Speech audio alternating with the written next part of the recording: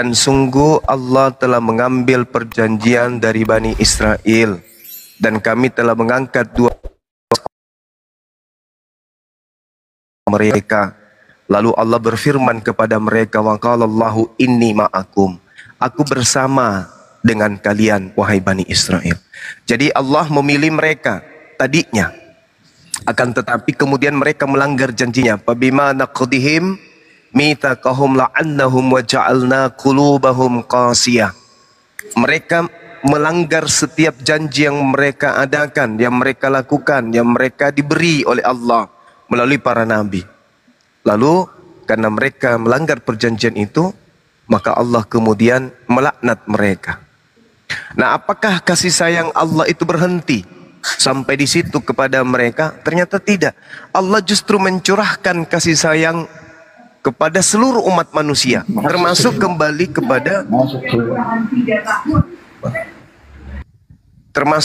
kepada Bani Israel. Maka ayat selanjutnya diterangkan begini, ya ahlal kitab qad ja'akum rasuluna yubayyinu lakum katsiran mimma kuntum tukhfuna minal kitab wa ya'funa an katsir. Wahai ahli kitab, maksudnya orang-orang yang terdahulu, ya, Yahudi, Nasrani. Di situ kemudian dipanggil oleh Allah, wahai kalian ahli kitab, sungguh Rasul kami telah datang kepadamu, yaitu baginda Rasulullah Muhammad sallallahu alaihi wasallam. Salah satu tujuannya datang adalah menjelaskan kepadamu banyak hal dari isi kitab yang kalian sembunyikan. Sungguh telah datang kepadamu berupa cahaya, yaitu Nabi Muhammad SAW, yaitu Islam, dan kitab yang menjelaskan, yaitu Al-Quran. Ayat selanjutnya, yahdi bihillah manittaba' ridwanahu subulas salam. Dan dengan Al-Quran itulah Allah memberi petunjuk kepada manusia untuk menuju kepada jalan keselamatan. Jadi petunjuk keselamatan, jalan keselamatan terakhir itu adalah Al-Quran. Makanya dikatakan, Qul in kuntum tuhibbunallaha fattabi'uni. Katakanlah kepada seluruh umat manusia, wahai Nabi Muhammad, apabila mereka ingin dicintai oleh pencipta alam semesta, dosa-dosanya diampuni oleh pencipta alam semesta, suruhlah mereka untuk ikut kepadamu. Maka katakan, fattabi'uni.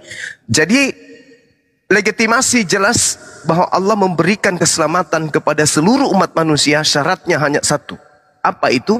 Menerima Rasulullah Muhammad sallallahu alaihi wasallam sebagai nabi penutup di antara seluruh para nabi. Demikian, silakan. Makasih. Ya, terima kasih pencerahannya dari Bang Suma. Baik, Bang, baik. Terima kasih. Kalau bicara surga, semua agama pembahasannya pasti ada. Cuma betul. Ini yang kan Nabi Isa ini kan Nabi Muhammad ya. Iya. Itu kan Nabi terakhir Pak ya. Iya betul. Terus gimana dengan Nabi Isa yang katanya Nabi abadi apa? Semacam apa? Terkemuka di dunia di akhirat. Iya. Itu gimana itu penjelasannya? Kan Nabi Muhammad kan Nabi terakhir. Kenapa harus ada lagi Nabi Isa yang Nabi apa? Abadi kekal. Iya. Baik. Maksudnya ini Bang, mohon izin. Nabi Muhammad itu kan Nabi terakhir. Kenapa yang datang menjelang hari kiamat adalah Nabi Isa? Itu maksudnya Pak ya? Bukan. Kan Nabi Isa, Nabi Muhammad kan Nabi terakhir. Nabi terakhir. Kenapa Nabi Isa ini diberi lagi gelar apa? Nabi abadi, Nabi kekal. Oh, Nabi tidak sepanjang mati, masa. gitu maksudnya. Ya, Nabi sepanjang masa. Oh iya, baik. Ya, jadi lanjut. gini, ketika kemudian orang mengikuti ajaran Nabi Muhammad, ya. Baik Bang, makasih. Maka itu sama dengan mereka telah mengikuti ajaran nabi-nabi terdahulu. Misalnya nih, contoh di Al-Quran surah As-Saff, Nabi Isa alaihissalam kemudian berkata kepada kaumnya, ya Bani Israel, inni Rasulullahi ilaikum. Wahai Bani Israel, sesungguhnya aku ini adalah Rasul, utusan untuk kalian semua. Manusia ketika memeluk ajaran agama Islam, wajib hukumnya beriman Nabi Isa itu adalah Nabi Rasul untuk Bani Israel. Mutlak itu. Tidak sah keimanan Islam seseorang apabila dia tidak beriman kalau Nabi Isa itu adalah utusan kepada Bani Israel. Itu juga dikatakan oleh Yesus di dalam kitab saudara. Matius 15:24. Aku diutus hanya kepada domba yang sesat dari umat Israel. Bahkan di Markus 12 apa kata beliau? Shema Israel Adonai Eloheinu Adonai Ahad. Sama seperti yang ada di Ulangan 6, Ulangan 4. Jadi ketika kemudian orang menjadi Islam, maka seumur hidupnya sampai di hari kiamat nanti datang akan beriman tentang kenabian Nabi Isa. Beliau adalah Nabi dan tidak pernah berubah. Tetaplah Nabi. Begitu juga Nabi Musa dan Nabi-Nabi yang lainnya.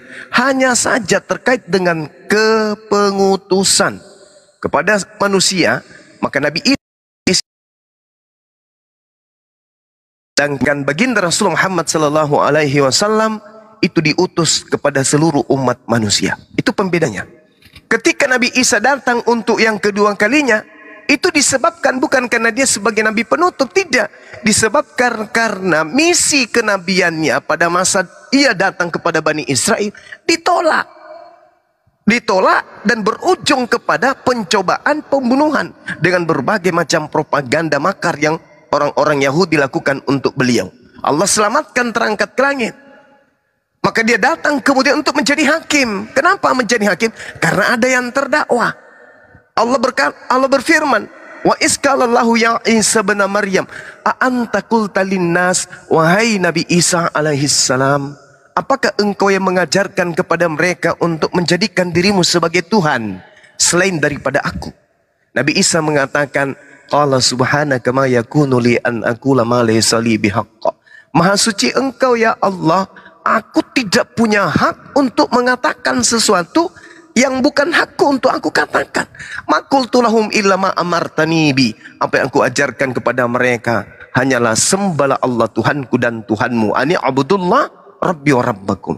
Ternyata setelah kita belajar Bible, ungkapan-ungkapan ini pun diucapkan oleh Yesus. Yohanes 4:22, aku dan kamu menyembah apa yang kita kenal, mereka menyembah apa yang tidak mereka kenal. Yohanes 12:49, aku berkata-kata bukan dari diriku sendiri. Apa yang aku katakan adalah apa yang diperintahkan untuk aku katakan dan aku sampaikan. Sama. Nah, kenapa Nabi Isa balik? Karena ada yang terdakwa. Siapa itu? Orang-orang yang melantiknya, mengangkatnya menjadi Tuhan. Ini yang dihakimi kelak. Mana buktinya? Coba kita lihat di dalam Yohanes 8 nomor 42. Barang siapa yang menolak aku, dia sudah ada hakimnya. Itu Yohanes berapa itu ya teman-teman? Dia katakan bahwa barang siapa yang menolak aku, dia sudah ada hakimnya.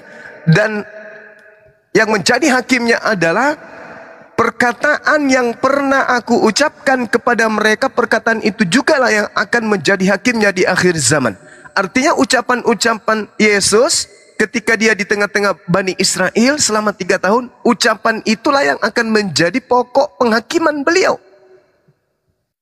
Nah, adakah dia mengajarkan dirinya Tuhan? Adakah dia mengajarkan ibadah minggu? Adakah dia ajarkan menyembah kepada dirinya? Adakah dia ajarkan Trinitas Tritunggal? Adakah dia ajarkan oneness? Adakah dia ajarkan makan babi dan seterusnya? Tak ada. Sementara menurut beliau yang menjadi hakimnya adalah firman yang ia sampaikan ketika ia datang ke tengah-tengah Bani Israel selama 3 tahun. Sedangkan mohon maaf, agama Katolik ini di luar dari pengajaran beliau. Jadi Nabi Isa alaihissalam diajarkan sebagai nabi terkemuka di dunia dan di akhirat, dan termasuk orang-orang yang didekatkan kepada Allah. Karena Nabi Isa ketika datang tidak pernah melampaui apa yang menjadi kewajibannya untuk ia sampaikan kepada Bani Israel. Makanya Bung, mohon maaf, di dalam Matius 7 nomor 15 sampai nomor 23, Yesus mengusir orang-orang yang memanggilnya Tuhan, bermukjizat, bernubuat, mengusir setan pakai namanya. Kenapa? Karena orang-orang ini diindikasikan melakukan prosesi-prosesi keagamaan tidak berdasarkan kehendak Bapa yang ada di surga. Saya kira begitu. Terima kasih. Ya, oke. Terima kasih pencerahannya. Bang Sumah. Iya. Jadi ini yang berhak menyandang atribut Nabi terakhir ini siapa? Nabi terakhir itu adalah baginda Rasulullah Muhammad sallallahu alaihi wasallam. Rasulullah wa khataman nabiyyin. Dia adalah utusan Allah dan penutup para nabi.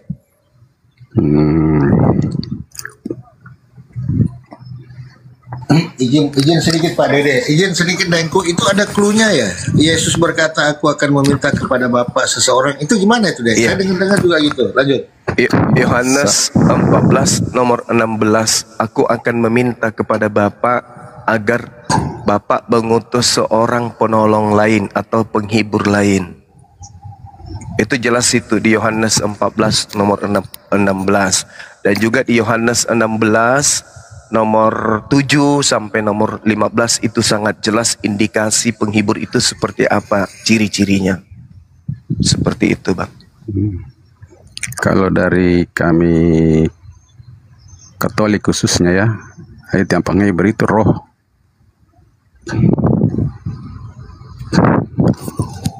Iya, itu betul, Bang. Saya juga setelah belajar Bible, ternyata yang datang kemudian menurut ucapan Yesus, yang datang itu adalah roh kebenaran. Nah, sedangkan seluruh nabi-nabi menurut Yesus itu adalah roh kebenaran.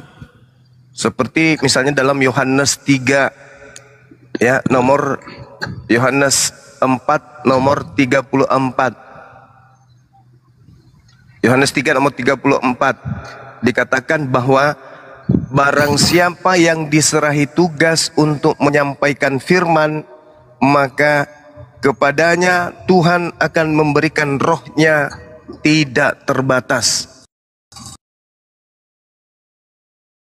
Menyampaikan firman, maka pada dirinya itu akan kepenuhan roh Tuhan. Itu tertulis di dalam kitab saudara.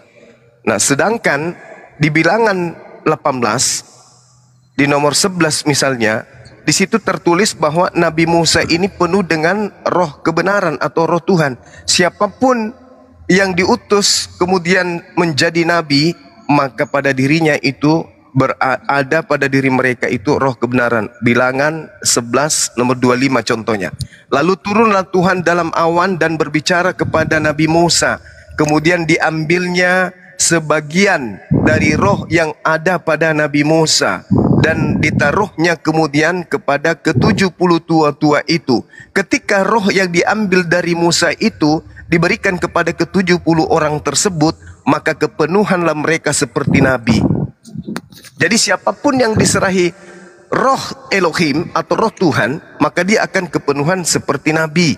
Bilangan 11:29. Tetapi Musa berkata kepadanya, apakah engkau begitu giat mendukung diriku? Kalau seluruh umat Tuhan menjadi nabi, oleh karena Tuhan memberi rohnya hinggap kepada mereka.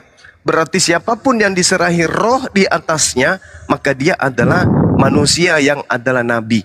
Makanya dikatakan roh kebenaran, artinya orang yang datang membawa kebenaran dengan roh Tuhan. Dalam Al-Quran surah Asy-Syura dikatakan begini, A'udzubillahi minasyaitonirrajim. Wa kadzalika auhayna ilaika ruhan min amrina. Dan demikianlah kami wahyukan kepada Nabi Muhammad ruh dengan perintah kami. Nabi Muhammad itu penuh dengan ruh. Ruh dari Allah, ruh kebenaran. Makanya juga diterangkan di Yesaya 42 di nomor 1-nya diterangkan begini. Lihatlah itu hambaku, kepadanya aku berkenan. Aku akan menaruh rohku ke atasnya, supaya ia menyatakan hukum kepada bangsa-bangsa. Ini siapa ini yang menyatakan hukum-hukum kepada bangsa-bangsa? Seluruh nabi diutus itu semua hanya khusus kepada bangsanya saja, umatnya saja. Nah, Yesus itu tidak sempat memberitakan hukum kepada bangsa lain. Dia keburu dicegat oleh orang Yahudi melalui bangsa Romawi. Berarti bukan beliau. Dan Yesus itu kalau dikatakan hamba Tuhan, berarti gugur dia menjadi Tuhan. Karena dia hamba. Lihat itu hambaku, kepadanya aku berkenan, aku telah menaruh rohku ke atasnya, supaya hambaku ini menyatakan hukum-hukum kepada bangsa-bangsa, dan itu hanya dilakoni oleh baginda Rasulullah Muhammad sallallahu alaihi wasallam. Seperti itu, Bang. Silakan. Silakan, Sampo. Dede, dibuka mute-nya, Bang. Tabe, dibuka mute. Orang Palopo juga ini, Bang. Oh iya. Oke, udah. Iya. Makasih pencerahannya nih, Bang. Tapi mungkin saya ingin sebelum turun sama wadah tambahan sedikit nih. Iya, silakan. Kan sering ini dibahas Yesus begini-begini. Kan dia, saya awam, Pak, tidak terlalu tahu juga tentang, tidak terlalu mendalami juga agama lah. Kan Yesus datang ke dunia, kan intinya dia itu pengajar. Jadi apa-apa yang harus kita lakukan itu kan lewat dia, pengajarannya dia secara langsung di bumi. Nah, itu kira-kira fungsi atau faedahnya dia turun ke bumi. Jadi ya, saya kira cukup sekian juga. Abang mau turun mungkin, ya? Saya izin turun karena ini sudah waktu jam istirahat, jadi harus kembali ke ini dulu. Baik, Ya, Bang. makasih Mas, Bang Suma, makasih semua. Ya, Makasih, Bang. sama-sama. Makasih, Bang Dede. Kalau bisa diturunkan saya. Iya. Jadi Baru yang kita tanyakan apa gunanya sebelum kita turun, satu saksi lagi kan kita tanya apa gunanya Yesus diturunkan ya, Nabi Isa alaihissalam itu diturunkan. Nah, mungkin pertanyaan sebelum beliau turun maksudnya. Lanjut. Iya. Jadi di dalam pengakuan Yesus Yohanes 14 nomor 31, ini perintah dia, pengakuan beliau. Tetapi supaya dunia tahu, berarti kita ini semua harus tahu karena di situ disebut dunia. Tetapi supaya dunia tahu bahwa aku mengasihi Bapa dan bahwa aku melakukan segala sesuatu seperti yang diperintahkan Bapa kepadaku.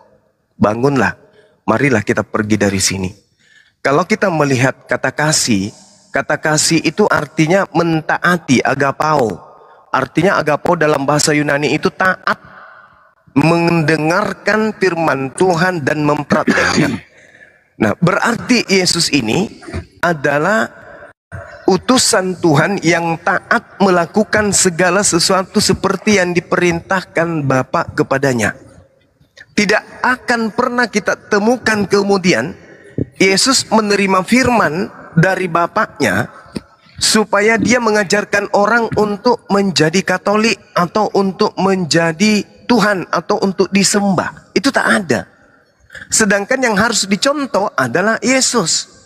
Yesus tidak pernah mengajarkan menyembah dirinya, tidak pernah mengajarkan ibadah minggu, makan babi, tidak bersunat. Yang diperintahkan oleh Tuhan. Yohanes 4:34, makananku adalah melakukan segala apa yang diperintahkan Bapa untuk aku kerjakan dan aku lakukan. Yohanes 14 nomor 12, jika engkau mengasihi aku, maka engkau juga akan melakukan segala sesuatu yang pernah kulakukan. Yohanes 10 nomor 27, aku mengenal pengikutku, pengikutku mengenal aku. Mereka mendengarkan aku dan mengikuti aku. Aku bukan Katolik, maka pengikutku juga harus bukan Katolik. Karena kita harus mencontoh kepada Yesus. Kalau kita mengaku sebagai pengikut, harus mencontoh. Kalau pengikut kita belok kanan, kita belok kanan. Kalau dia berenang, kita juga renang. Yesus mempraktikkan kehidupan sebagai Yudaism, tidak pernah mempraktikkan sebagai seorang Katolik. Tetapi satu hal sebelum saudara Dede turun, Yesus berpesan kepada murid-muridnya yang asli, yang sesaman dengannya. Waspadalah kepada penyesat yang datang kepadamu yang dengan memakai namaku dan berkata akulah dia. Artinya setelah Yesus pergi akan muncul Mesias palsu. Yesus palsu akan muncul mengajarkan dirinya akulah dia, akulah Tuhan. Nah, ini perlu direnungkan. Karena di dalam Matius 24 Yesus mengatakan, kalau ada orang berkata dia bertemu aku di padang gurun, dia bertemu aku di dalam bilik, jangan kau percaya.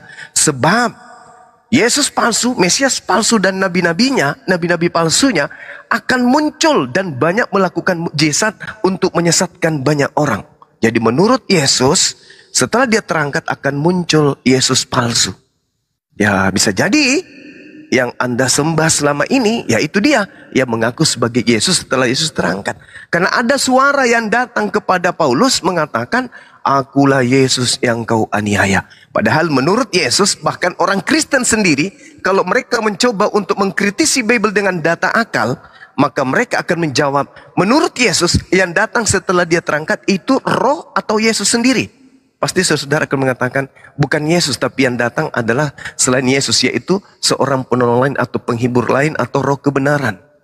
Tapi ternyata Paulus justru mengaku bertemu dengan Yesus. Sedangkan malaikat berkata dalam Kisah Para Rasul 1 nomor 11, Yesus yang kalian lihat terangkat ke langit akan datang seperti kamu melihatnya ketika ia terangkat. Artinya dia datang dengan dagingnya. Makanya Yesus mengatakan, waspadalah kepada Mesias palsu yang mengaku bertemu dengan aku. Sebab kedatanganku nanti itu ditandai dengan cahaya yang bersinar dari timur sampai ke barat. Artinya kalau ketika Yesus datang, dia datang dengan jasadnya, bukan datang hanya dengan suara. Akulah Yesus yang kau aniaya. Nah, karena itulah kemudian, ya silakan Anda renungkan lagi, apakah betul suara yang didengarkan oleh Paulus ini benar-benar suara Yesus? Karena di dalam Yesaya 14 nomor 12, Lucifer mengaku bintang timur. Yaitu Helal bin Zakar, penyesat, malaikat yang naik ke langit ingin menyamai Tuhan. Dilemparkan ke bumi kemudian berupa cahaya. Yesus melihat iblis turun ke bumi. Lukas 10 nomor 18, aku Yesus melihat iblis jatuh dari langit ke bumi berupa cahaya. Sedangkan di Wahyu 22 nomor 16, di situ ada makhluk datang mengaku kepada penulis Wahyu, akulah Yesus yang telah mengutus malaikat-malaikatku kepada jemaat-jemaat. Akulah tunas Daud bintang timur. Nah, ini dia ngaku bintang timur. Sedangkan hanya suara, bukan fisik. Sedangkan malaikat mengatakan Yesus nanti datang kedua kalinya dengan fisiknya. Dan Yesus mengatakan hati-hati, setelah aku pergi akan muncul penyesat mengaku dan membawa-bawa namaku. Lukas 21 nomor 8. Waspadalah kepada penyesat yang datang setelahku dengan memakai namaku dan berkata akulah dia. Maka muncul pertanyaan, ini siapa yang mengaku Yesus sang bintang timur ini? Nah, nanti misalnya kalau saudara Kristen sudah mendapatkan jawaban tersebut, silakan naik kembali, kita berdiskusi dengan baik. Terima kasih. Silakan. Lanjut, Romo. Ya, Bapak Dede sudah terjun dari tadi, Bang. Mungkin beliau lagi sibuk. Nah, ini ada kakak kita yang satu, beliau ini orang baik, juga dari Katolik, beliau juga santun, Bang. Bu Susanti, Mbak, Kakak Susanti. Ya, ya. Ya, monggo kalau ingin berbincang-bincang dengan Bang Zuma, monggo. Tidak Pak, saya cuma menyimak aja lah. Oh, nyimak aja ya. Jadi begini Bang, sebelum Bang Zuma naik tadi, saya sempat berdiskusi dengan beliau. Kalau mau ikut Yesus, ikutilah ajaran Taurat. Yesus tidak pernah membatalkan hukum Taurat. Kalau mau ikut Paulus, maka hukum Taurat itu sudah batal. Artinya, kalau hukum Taurat itu dilarang berzina, kalau mau ikut Paulus, boleh berzina karena sudah dibatalkan oleh Paulus di Efesus 2 nomor 15 gitu. Sebetulnya nggak ada sanggahan sih Bang dari Kak Susanti ini, tapi monggo Bang, dijabarkan lagi Bang.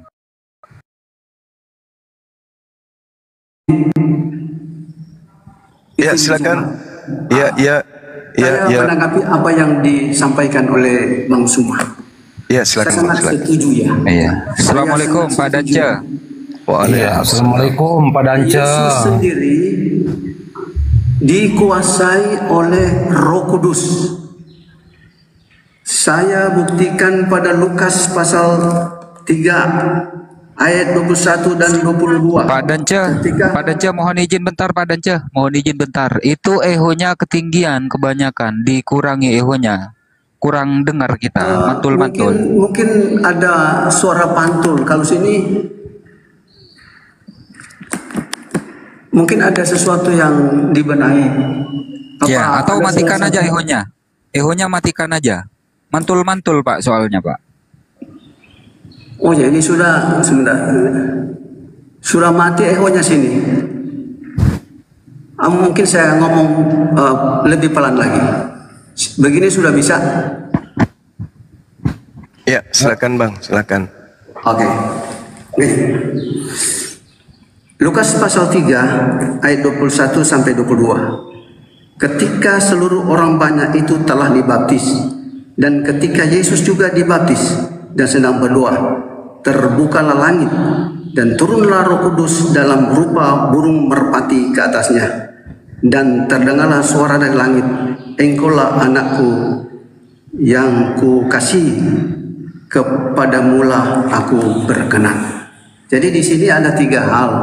Yesus di bumi, lalu Roh Kudus turun hinggap kepadanya, dan kedengaran suara dari atas, engkau anakku yang kukasihi, kepadamulah aku berkenan. Di sini Allah tidak turun untuk menyelmah menjadi manusia, tetapi hanya Dia turunkan Roh Kudus. Nah, seperti Matius pasal 4 ayat 1, Roh menguasai dia. Konon menurut Kristen, Roh Guru Besar berarti Roh dari Allah. Nah, kalau toh Dia adalah Tuhan dan Sang Pencipta, tidak mungkin Dia dikuasai oleh Roh Allah itu sendiri. Nah, ini membuktikan ya bahwa Yesus sebagai utusan yang dibuktikan pada Yohanes pasal 1 ayatnya yang ke-32. Yohanes menyaksikan bahwa Roh turun, dan pada ayatnya yang ke-51 Yesus berbicara. Lalu kata Yesus kepadanya, aku telah berkata kepadamu, sesungguhnya engkau akan melihat langit terbuka dan malaikat-malaikat Allah turun naik kepada anak manusia. Bukan hanya Roh yang menguasai Yesus, tetapi malaikat turun naik. Dalam Al-Quran, Roh Kudus adalah malaikat.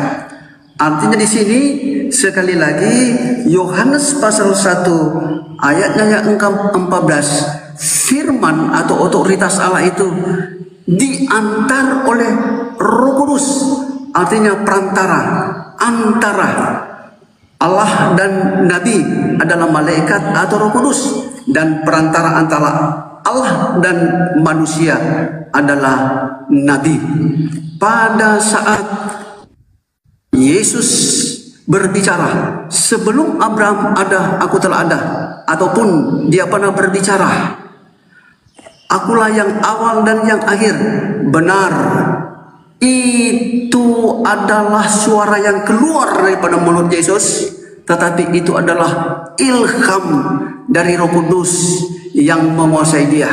Oleh karena Roh Kudus ada di dalam Yesus, maka ada 2 hal dia menerima firman. Yang pertama, Yesus mendengar langsung suara dari Allah, lalu dia sampaikan. Dan yang kedua, Roh Kudus ada di dalam hati Yesus, sehingga akal, kemauan, kehendak, emosi, perasaan Yesus digerakkan oleh Roh itu, sehingga ada tutur kata. Genaplah Bible mengungkapkan, Yohanes 5 ayat 30, aku tidak bisa berbuat apa-apa.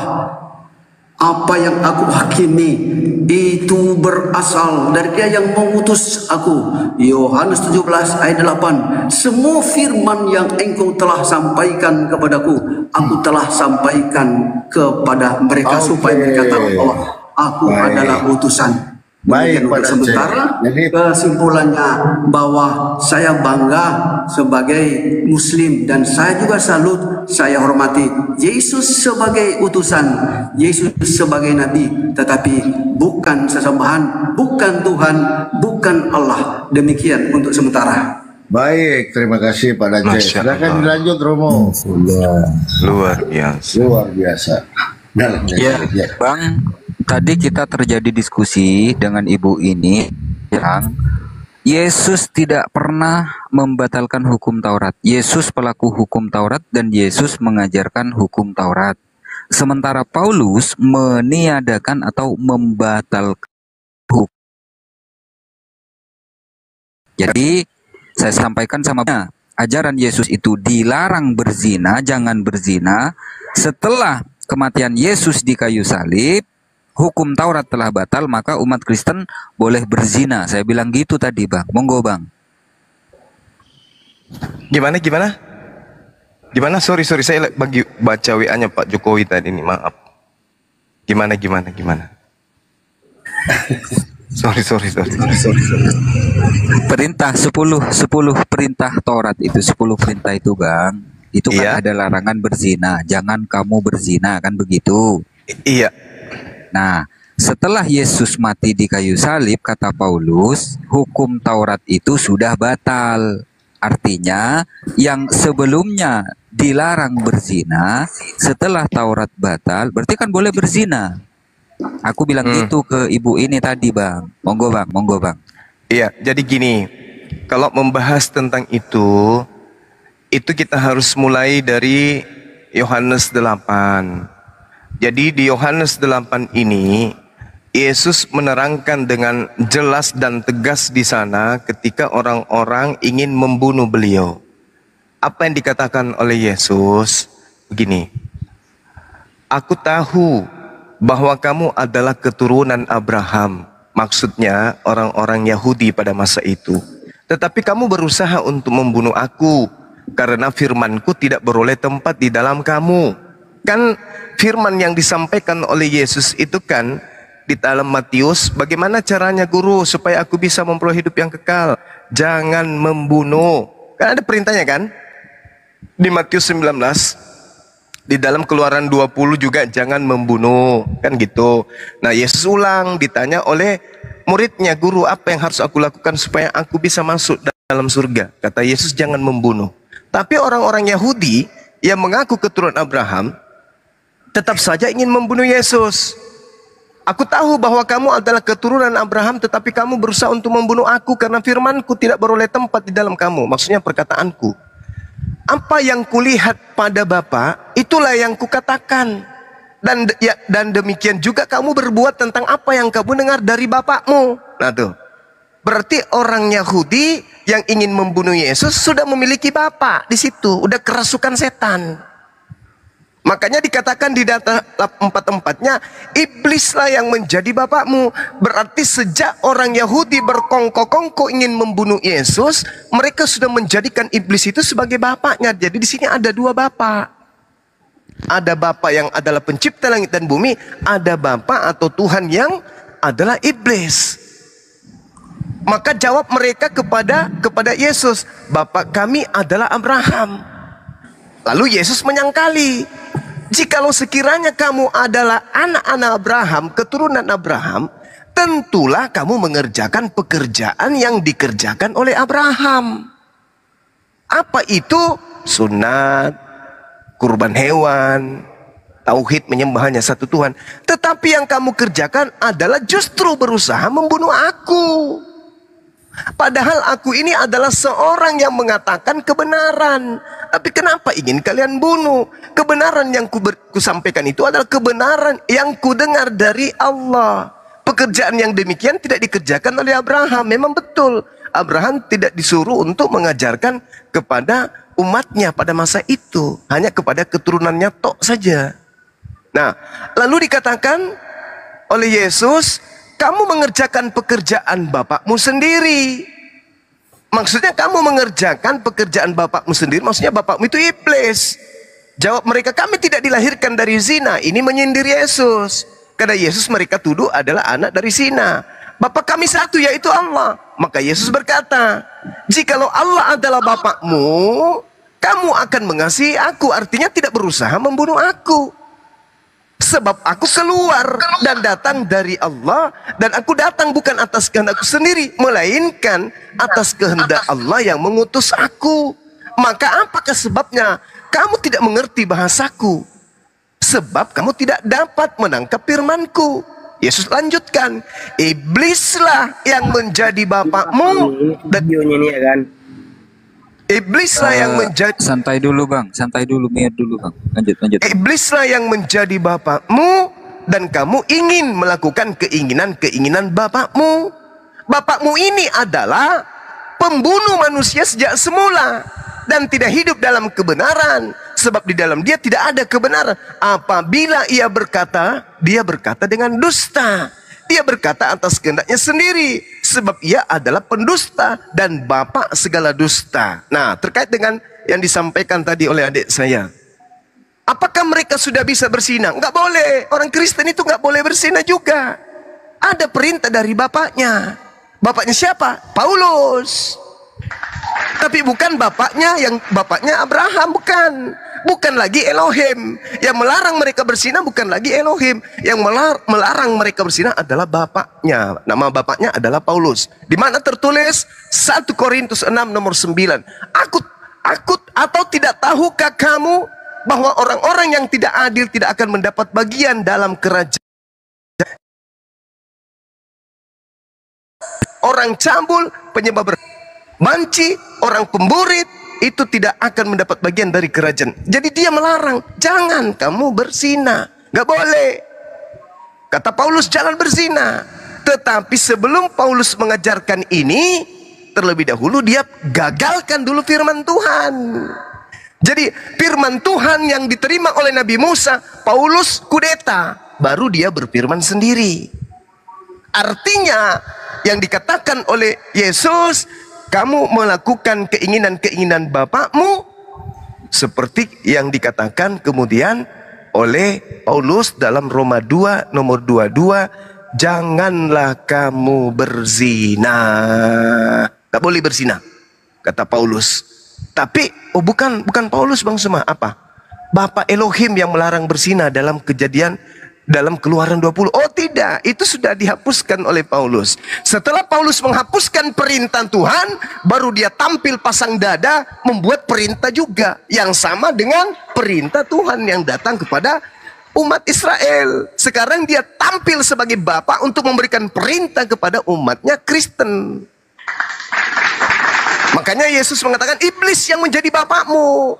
Bapakmu itu membatalkan hukum Tuhan, lalu dia bikin hukum sendiri, meskipun sama, tapi hukum itu adalah buatannya sendiri. Jangan kau memburit, jangan kau berzina. Itu perintah siapa? Perintah Elohim. Oh salah, itu perintah Paulus. Perintah Elohim sudah dihapuskan. Efesus 2 nomor 15. Dengan matinya Yesus di tiang salib, dia telah membatalkan perintah Taurat. Dia telah membatalkan hukum Taurat dan segala perintah yang ada di dalamnya.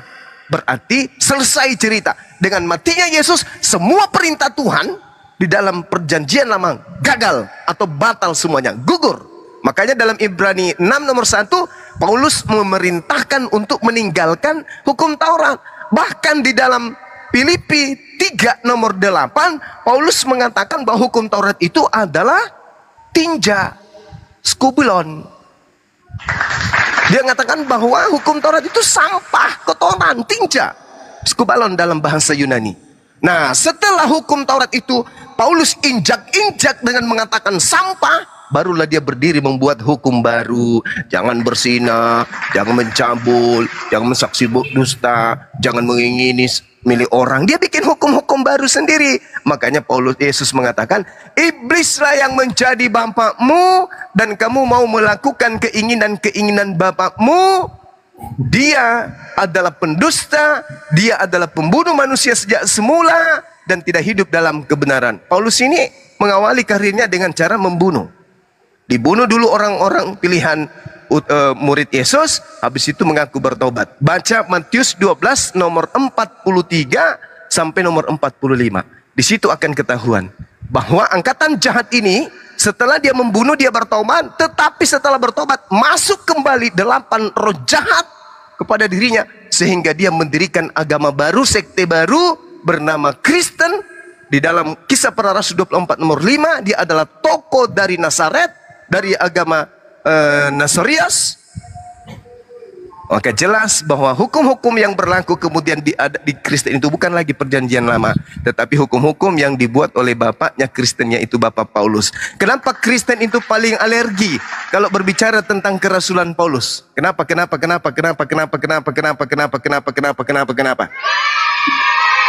Karena mereka sebenarnya ini video atau asli nggak Bang? Coba Mereka sebenarnya melindungi Paulus. Mereka menyembunyikan itu. Mereka kemudian mereka kemudian melindungi. Apa gunanya itu? Mereka kemudian melindungi kerasulan Paulus ini. Makanya mereka mengatakan, Paulus bukan nabi, Paulus bukan nabi. Padahal kisah para Rasul 13 nomor 1, Paulus itu nabi. Dan kalau Paulus itu bukan nabi, dari mana dia mendapatkan 13 kerangan di dalam kitabnya? Tentu dia nabi, tapi palsu atau asli kita uji aja. Seperti itu adanya. Bahkan orang tuanya kita tidak tahu. Siapa bapaknya, siapa emaknya, dia dari mana, kita nggak tahu. Tapi orang Kristen mencoba untuk melindungi. Coba lihat. Tak ada orang Kristen yang mengagung-agungkan Paulus. Nggak ada. Nggak ada. Mereka mengagung-agungkan pendeta, pasturnya. Paulusnya ditinggalkan. Kenapa? Paulus ini harus dilindungi. Paulus ini harus dilindungi. Sebab kenapa? Paulus inilah yang membuat hukum-hukum baru kepada gereja. Jangan berzina, itu bukan perintah Tuhan, tapi perintahnya Paulus. Perintah Tuhannya sudah dibatalkan oleh Paulus dengan mengatakan Yesus sudah mati membatalkan perintah Tuhan. Bahkan dia katakan perintah Tuhan berupa Taurat itu adalah sampah, skubalon, tinja. Coba, beraninya dia mengatakan itu. Makanya Yesus mengatakan, apabila sang pembinasa keji berdiri di tempat suci seperti yang difirmankan oleh Nabi Daniel. Nabi Daniel mengatakan bahwa pembinasa keji itu kemudian berdiri dan mengatakan perkataan yang menentang perkataan Sang Maha Tinggi. Bisa kita baca di dalam Daniel 7 nomor 25. Silakan Anda lihat di sana. Dia akan mengucapkan perkataan yang menentang Yang Maha Tinggi. Orang suci yang maha tinggi, dan ia akan berusaha merubah hukum-hukum Tuhan. Jelas itu. Daniel 7 nomor 25. Siapa dia? Sang pembinasa keji ini? Dialah Paulus, pendiri agama Kristen. Demikian. Boleh saya bertanya Bang Suma? Sedikit Bang Suma, izin Bang Polo. Kamu bertanya sama Bang Gunda dulu. Iya, Bang Suma, saya bertanya Bang Suma. Ini berkaitan dengan Disapa dulu ini. Disapa dulu. Oh ya, sapa dulu ya. Ya, Ya, TV apa ini? TVV. Selamat siang, Bang. TV viral. Ya, TV viral. Selamat pagi, selamat bergabung Bang TV viral. Ya, terima kasih.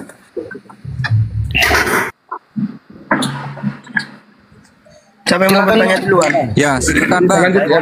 Bang Suma ya. Sama Bang Suma ya. Ini berkaitan dengan Paulus ini deh, kekuasaan Paulus.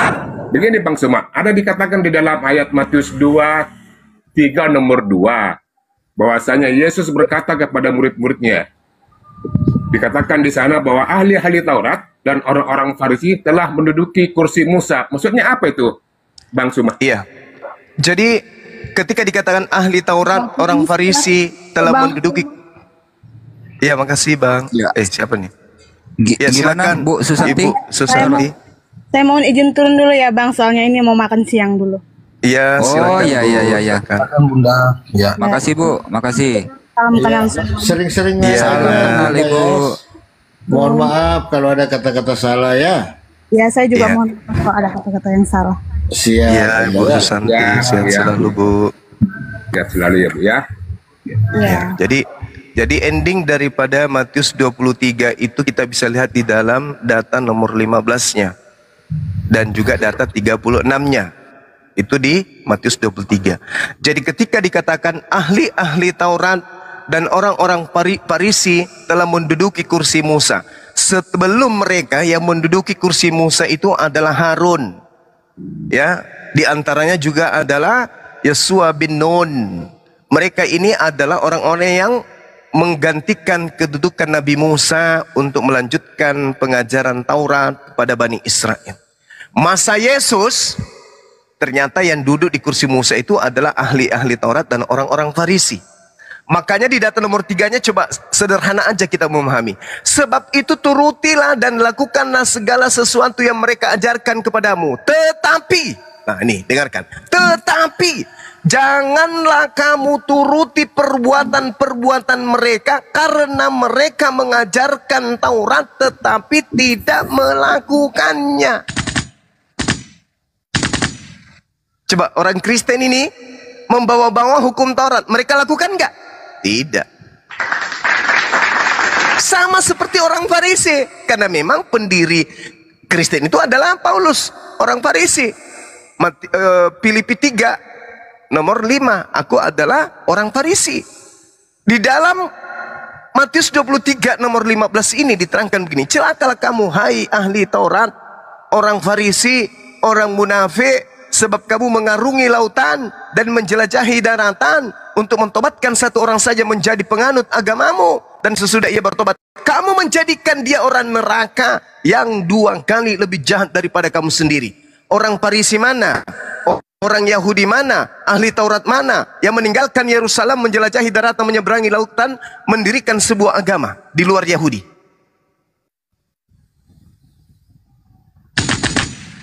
Gak ada bang, gak ada bang. Ada. Coba baca di Kisah Para Rasul 26 nomor 11 nomor 26. Setahun lamanya dia tinggal di Antioquia, pengikutnya disebut dengan sebutan apa? Iya. Ada kan? Iya. Baca Kisah Para Rasul 24 nomor 5, Paulus ini disebut sebagai tokoh dari agama apa? Nasareos. Jadi yang dimaksud Matius 23 nomor 15, celakalah engkau wahai ahli Taurat, Paulus adalah ahli Taurat. Celakalah engkau wahai orang Farisi, Paulus adalah orang Farisi. Celakalah engkau wahai orang munafik, Paulus ini orang munafik. Kenapa dikatakan sebagai orang munafik? Coba kita lihat di dalam 1 Korintus. Apa yang dikatakan kemudian di sana? Di Korintus 9 nomor 20 dan 21. Baca, kita bacakan ya, supaya kita paham bahwa dia adalah orang munafik. Dikatakan begini, bagi orang Yahudi, aku seperti orang Yahudi. Bagi orang yang hidup di bawah hukum Taurat, aku menjadi seperti hidup di bawah hukum Taurat. Meskipun aku tidak hidup di bawah hukum Taurat. Nomor 21-nya, bagi orang-orang yang tidak hidup di bawah hukum Taurat, aku menjadi seperti orang yang tidak hidup di bawah hukum Taurat. Sekalipun aku tidak hidup di luar hukum Allah. Karena aku hidup di bawah hukum Kristus. Supaya aku dapat memenangkan mereka yang tidak hidup di bawah hukum Taurat. Jadi kepada orang yang menganut ajaran Taurat, saya menjadi pengikut Taurat. Meskipun saya tidak taat Taurat. Kepada orang Yahudi, saya mengaku Yahudi. Dan seterusnya. Itu orang munafik itu. Lalu kemudian dikatakan bahwa dia menyeberangi lautan. Paulus menyeberangi lautan, menjelajahi darat, mentobatkan orang. Paulus mentobatkan orang, kemudian menjadi pengikutnya, menjadikan dia orang neraka dan 2 kali lebih jahat daripada engkau sendiri. Memang betul, memang betul. Orang-orang di luar daripada Yahudi itu 2 kali lebih jahat daripada orang Farisi. Sejahat-jahatnya Yahudi, mereka ini hanya orang yang tidak mentaati perintah para nabi. Tapi mereka tidak menggantikan Tuhan yang datang dibawa oleh Nabi Musa. Mereka sembah Tuhan yang lain, enggak. Makanya kalau orang Kristen dikatakan 2 kali lebih jahat, karena mereka menggantikan Tuhannya orang Yahudi menjadi dewa. Apapun nama Tuhannya orang Yahudi, Elohim, El Eloah, Al Shaddai, El Eroi, ya, Eloah, Elohim, mereka ganti menjadi dewa, Theos. Makanya di kejadian di Yesaya 66 nomor 15, 16, 17, mereka kemudian memakmurkan dewa-dewa mereka, dan mereka mengikuti orang yang makan babi dan makan binatang yang menjijikkan serta tikus. Maka Tuhan akan datang membakar mereka semuanya dengan api. Pemakan babi dan pengikutnya semuanya akan dibakar api oleh Tuhan. Yesaya 66 nomor 5 nomor 15 sampai nomor 17. Jadi yang makan babi ini siapa? Pengikutnya Yesus atau pengikutnya Paulus? Itu. Pengikutnya Yesus tidak mungkin makan babi, tidak mungkin. Pengikutnya Paulus lah yang makan babi. Maka pengikut Paulus lah yang akan dihanguskan dan dibakar sehangus-hangusnya oleh Elohim berdasarkan Yesaya 66 nomor 15 sampai nomor 17. Demikian. Jadi jelas ya, sangat jelas ya bahwa Paulus lah yang merompak ajaran original Yesus ya, Bang Sima ya. Memang dia. Makanya dikatakan sang pembinasa keji. betul. Baik, Mantap. Kita sapa dulu. Mantap. Disapa dulu, teman moderator. Baik, kita sapa dulu yang baru datang. Ini ada Bang Manangkok ya, Bang Manangkok. Selamat pagi menjelang siang, Bang Manangkok. Selamat bergabung. Islam Kristen, Di Komando Bang Internasional. Bang Ya Manangkok. sahabat, nanti saya izin 15 menit ya. Mau ibadah ya. Oh iya, mau duhur juga Makassar ya. Iya, iya. Oke, Bang TV Viral ya, TV Viral. Selamat pagi, selamat bergabung. Silakan Bang, ada yang mau ditanyakan Bang? Bang Juma. Iya, Bang. Ini Bang, Abang Bentar dulu Bang. TV Viral ini Muslim apa Kristen? udah tadi Bang, Kristen saya Bang. Oh Kristen, lanjut. Oh iya. Izin Bang Juma. Lanjut. Saya perhatikan dari cara ngomong Abang itu seolah-olah Abang udah paham kali tentang Alkitab ya kan Bang. Mau nanya Bang, Iya, silakan. Abang udah ikut ini Bang, kayak di Kristen itu belajar untuk keagamaan. Di Kristen itu pengen menjadi pendeta itu belajar dulu Bang. Abang udah pernah belajar nggak untuk ke situ Bang, mengartikan, mentafsirkan isi Alkitab Bang? Jadi gini, kalau orang belajar jadi pendeta berarti ada tujuan yang mau dicapai. Apa itu? Pulus, duit, perpuluhan. Enggak Bang, jangan dibilang Itu dulu. kalau belajar nggak ada bahas duit di sana Bang. Jangan Oh dikasih. enggak, orang menjadi pendeta itu tujuannya itu. Salah Bang. Kalau salah kenapa Itu kan pendeta karangan Abang Bang. enggak, kalau salah TV Viral diam dulu lah. Tadi kau Kalau- tanya, giliran Bang Juma menjawab jangan dipotong Ya dulu nggak terima lah lah. Bang. Masa langsung di jas gitu nggak ada bukti. TikTok aja Bang. saya mengajarkan, menyampaikan tanpa ada unsur uang. Halo. Jadi ketika saya menyampaikan isi Bible, kira-kira pendeta ilmunya di atas saya itu ilmu apa? Disiplin ilmu apa yang pendeta kuasai yang saya tidak kuasai? Kira-kira apa? Pendeta belajar ilmu apa? Tafsiran Bang. Mengartikan isi Eksegesis kata-kata. itu, Abang udah iya. mengerti rupanya. Mengartikan kata-kata. Artinya kata-kata yang diartikan di sini adalah apa yang tertulis di Bible. Sedangkan yang diajarkan pendeta itu lebih berat ke doktrin dan dogma, bukan isi Bible.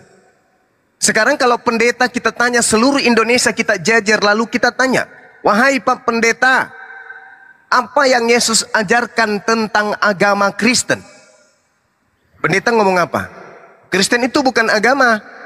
Lalu bagaimana dengan Matius 5 nomor 20? Jika hidup keberagamaanmu tidak lebih baik dari ahli Taurat, engkau tidak akan masuk ke dalam surga. Kalau Kristen bukan agama, berarti Kristen tidak lulus seleksi untuk lebih baik dari ahli Taurat. Karena syarat untuk menjadi lebih baik dari ahli Taurat harus punya agama. Halo. Apa kata pendeta kemudian? Diam aja, nggak usah banyak tanya. Imani aja. Itu pasti. Orang lagi menjelaskan, Anda juga nyocor di situ. Diam dulu lah sebentar. Ini nggak bisa dikendalikan. Ya, silakan. Silakan makan Abang mangkok, Kristen silakan. Muslim. Kristen. Ya, silakan Bang. Silakan Kayaknya Bang. dia kebelet. Ya, silakan. Halo, ini ada berapa orang yang Kristen masuk ke sini? Viral sama siapa lagi tuh? 4 tadi, 4. 4 ya. 3 ya? 3, iya betul. 3. 4. Viral, saya sama siapa lagi? Ya. Kenapa Bang? Silakan Bang. Begini, kan tadi kan saya dengar ini Bang Juma bicara seperti itu. Sebetulnya cara bicara seperti itu memang bikin Kristen sakit hati, cara ngomongnya begitu. Jadi menurut saya kalau memang terlalu seperti itu cara ngomongnya Juma ini, ya udahlah, biarlah Juma yang benar ya. Iyalah, nggak apa-apa. Biarlah Juma yang berurusan dengan Tuhan. Jadi caranya ngomong seperti itu, ya kami memang sakit hati mendengarkan omongan seperti itu. Seperti itu. Karena kan Juma ini sudah mengetahui semua apa isi Alkitab itu. Dan kemana arahnya, maknanya. Satu-satu aja. Nah, jadi Juma ini begitu caranya, ya udahlah, kami lepaskan aja lah. Biarlah Bang Juma ini yang berurusan dengan Tuhan. Kalau memang Bang Juma mengatakan itu benar, biarlah Tuhan yang berurusan dengan kamu ya. Pak Manangkok. Jadi, Pak Manangkok. kalau kau nanti Pak selamat, Manangkok. berarti kau hebat. Kalau kau selamat, berarti kau hebat. Berarti kamu benar. Biarlah Tuhan yang berurusan dengan kamu, ya. Jadi Gini bang, sejarah Saudara. mengatakan, udah membuktikan, siapa yang berbuat tidak baik kepada Yesus itu akan musnah dia. Oke, Ya. baik. Jadi siapa di sini yang Kristen, di Jum ini yang Kristen, jangan terlalu capek lah melawan Juma, rugi, ya.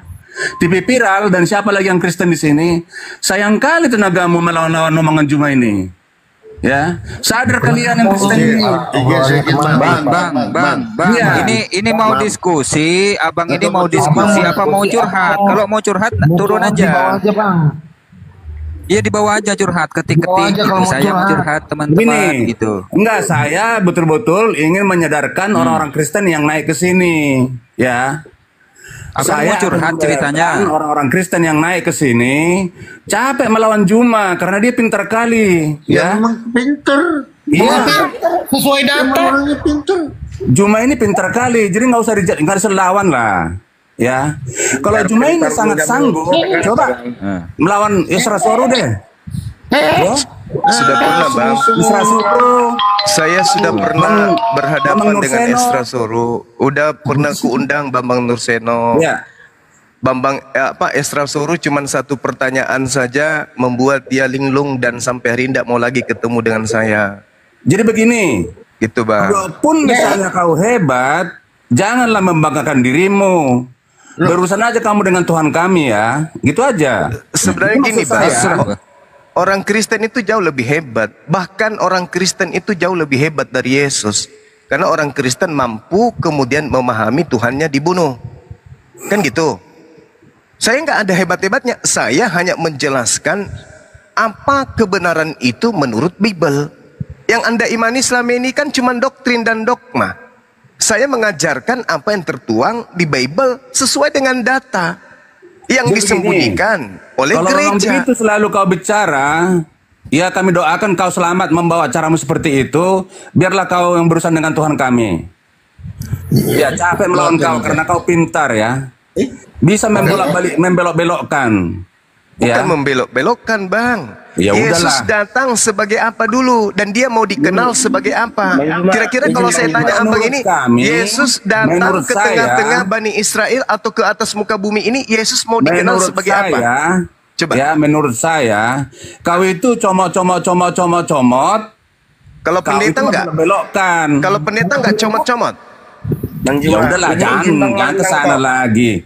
Aku bukan karena Pendeta hanya mencomot sesuai dengan selera perpuluhan. Coba, ada nggak pendeta yang mau jujur bahwa Yesus mengajarkan dirinya itu di atas muka bumi ini harus dikenal sebagai apa? Sebagai Tuhan atau sebagai utusan Tuhan?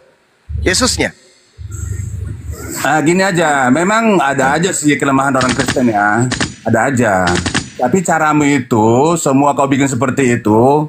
Ya kalau memang kamu hebat itu, bicaralah sama siapa? Ali Maskur Musa. Dia Bicara sudah meninggal. Apa? Udah pura di neraka dia. Sama siapa itu? Orang meninggal. Gimana sih? Orang meninggal disuruh diskusi. Sama situ, sama ya. sama Saiful Ibrahim. Gini bang, izin bang. Aku Ya. Saiful Ibrahim. Ya. Waduh bang, orang Izin, yang Bang. paling ditakuti sampai dia lari dari Indonesia itu saya.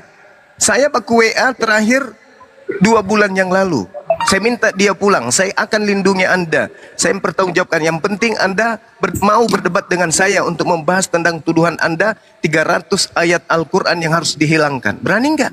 Nggak bang, aku lebih asik di sini. Lebih enak di sini kata dia. Masih ada chatnya sampai sekarang. Jadi kalau mengenai apa itu, mengenai tentang itu apa Nabi Muhammad yang di gua itu, yang bertapa itu bagaimana itu? Mana? Coba Anda tunjukkan di dalam Bible Anda ada kemudian Nabi Muhammad bertapa. Atau Kan di dalam Al-Quran Al-Quran itu. ada bertapa. Kan di Al-Quran itu. Ada. Yang dilakukan kemudian oleh Nabi Muhammad sama yang dilakukan oleh Yesus. Yesus doa. Bahkan Yesus lari ke Efraim, ke gurun Efraim ketika orang-orang Yahudi berniat untuk membunuhnya. Baca di dalam Yohanes 11 nomor 58. Dia bersembunyi di Efram, berdoa semalam-malaman dia. Itu yang dilakukan oleh Rasulullah. Justru kalau Anda melihat yang masuk ke dalam goa itu adalah mayatnya Yesus selama 3 malam di sana, 2 malam di sana. Begitu dia keluar, dia jadi Tuhan. Nah, jadi kalau apa itu benar itu yang katanya Nabi Muhammad itu memperkosa itu mayat itu bagaimana itu? Itu dia. Nah, inilah sebenarnya pemahaman Kristen yang disuntikkan oleh orientalis kepada mereka untuk membenci Islam. Kalau itu betul, jangankan kita yang 1400 tahun silam, orang yang sesaman Rasulullah sudah tidak akan mau mengikuti kenabiannya. Jadi cerita-cerita hoax itu hanya ada di dalam pembenci Islam. Mana dalilnya? Tunjukkan ke saya. Yang mana juga dia memang tukang membunuh itu hoax itu. Nabi Musa gimana? Nabi Musa tukang membunuh atau bukan? Itu tentang Nabi Musa tukang bunuh atau bukan? Sementara Nabi yang akan datang sama seperti Musa, ya sama seperti Musa, melakukan penegasan kepada bangsa-bangsa yang tidak mau mengikuti perintah Tuhan, sama seperti Nabi Musa. Jangan kayak Yesus, dia datang mengajarkan dirinya kepada Bani Israel, justru dia yang dibunuh. Hukum Tuhan itu memang kejam. Kenapa? Karena manusia ini cenderung kepada kebinasaan. Maka para nabi harus datang dengan menegaskan hukum Tuhan. Coba Nabi Musa apa mengatakan? Sedangkan aku masih ada di tengah-tengah kalian, kalian sudah memperlihatkan ketegaran tengkuk kalian kepada Tuhan. Apalagi nanti ketika aku mati. Begitu Yesus datang, apakah Bani Israel menerimanya? Tidak. Maka harus dibutuhkan kemudian seorang nabi yang penuh dengan ketegasan untuk menegakkan hukum-hukum Tuhan di atas muka bumi ini. Coba, Kristen ini menegakkan hukum siapa? Siapa yang mengajarkan ibadah minggu? Siapa yang mengajarkan menyembah kepada Yesus? Siapa yang mengajarkan kemudian makan babi? Siapa yang mengajarkan tidak bersunat? Tuhan? Bukan. Jadi satu-satunya nabi yang menegakkan hukum Tuhan di atas muka bumi ini hanya baginda Rasulullah Muhammad SAW. Kristen, apa Kristen yang ditegakkan? Oh begitu, udah. Apa yang ditegakkan Kristen? Dari ajaran, dari ajaran nabi-nabi yang ditegakkan oleh Kristen hari ini itu apa? Coba, satu aja. Ya udah. Berarti satu aja. Satu aja. Yang ditegakkan oleh agama Kristen tentang ajaran nabi-nabi, satu aja. Apa itu? Saya ingin tahu. Begini. Gak ada kan? Gak ada. Jawab dong, jawab dong. Jawab dong, jawab. Kamu tadi kan betul-betul membuat satu sanjungan kepada junjunganmu ya Nabi Muhammad ya. Wajib. Bagus. Ya bagus. Tidak seperti di Kristen justru menghujat Yesus. Menikahi sampai berapa orang begitu. Tolong tunjukkan di dalam Bible yang sudah berlapis-lapis dalilnya dan direvisi berulang-ulang. Tunjukkan di mana Tuhan menghujat poligami. Tunjukkan kepada saya sekarang ini. Satu ayat di dalam Bible, perjanjian lama kah, perjanjian baru kah, perjanjian apakah? Tunjukkan bahwa Tuhan menghujat kemudian poligami. Ada? Ingat, Yesus itu berasal dari hasil poligami. Daud kakeknya. Bahkan Yakub punya istri 4. Dari keempat istrinya hasil poligami inilah kemudian muncul 12 anak. Dari anak-anaknya inilah muncul perjanjian baru, kitab perjanjian lama. Penulis daripada kitab Daniel, Yeremia, Yesaya, termasuk Musa. Semua itu adalah keturunan hasil poligami. Kalau Yakub tidak poligami, perjanjian lama tidak ada. Saudara mau apa? Bahkan kalau tidak poligami, Yesus tidak ada. Hasil poligami bang, tunjukkan dulu bang. Sekarang begini. Yesus bang. Sekarang begini. Kalau Anda tidak percaya Yesus itu, dia keturunan Daud, betul? Ayatnya tunjukkan bang, jangan. Saya tanya dulu, akui dulu bahwa Yesus itu adalah berasal dari benih Daud, betul? Alah. Jadi pengakuannya kitab Anda yang mengatakan Yesus benih Daud, sperma Daud, Roma 3 nomor 1. Mana ayatnya? Oke baik, saya tunjukkan. Saya tunjukkan ya. teman-teman, ada yang bisa nunjukkan Roma 3 nomor 1. Jadi ada yang tidak kau sadari itu. Roma 1 nomor 3. Iya, terbalik. Silakan.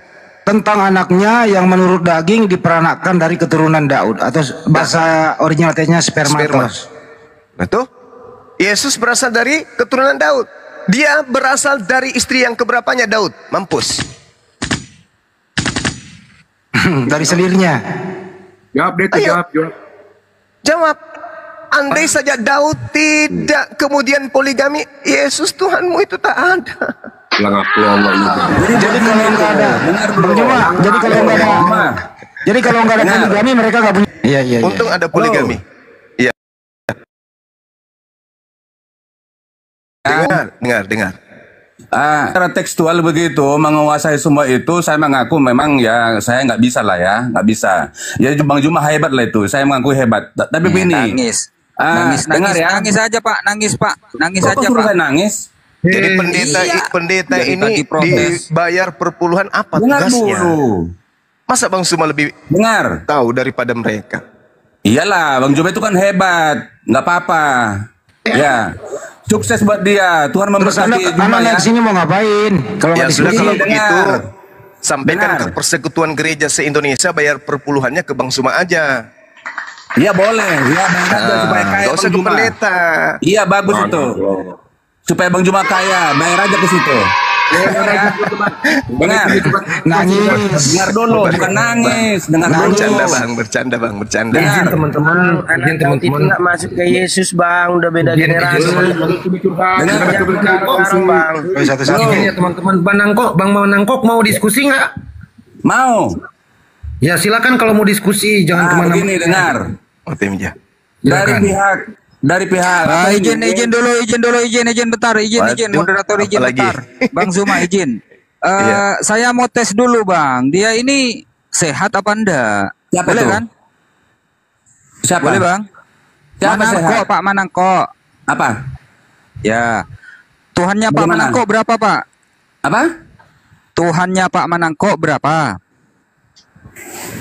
Sehebat apa kau nanya saya? Nah, kan?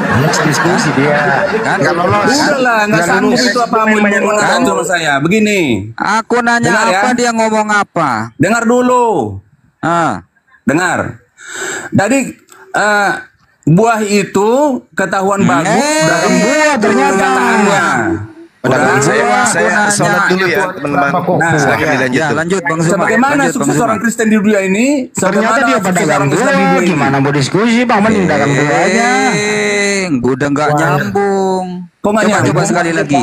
Pak Manangko, Tuhanmu ada berapa? Kayak gitulah pertanyaan nggak suka dengarnya. Nah, nih kan? Nggak sehat dia, nggak sehat. Udah tanya coba harga mangga di pasar Lihat berapa dulu. per kilo? Udah berapa juta orang di pesantren diambil? Kan? Nggak bisa diskusi dia. Tuh kan? Pak Manangko, berapa Udah berapa harga juta mangga 1 kilo orang di di pasar? pesantren diperkosa? Berapa? Udah berapa juta sampai berapa tahun ini?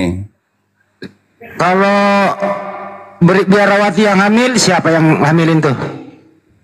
Oh nggak tahu. Ada orang nggak kali ya? tahu. Nggak tahu.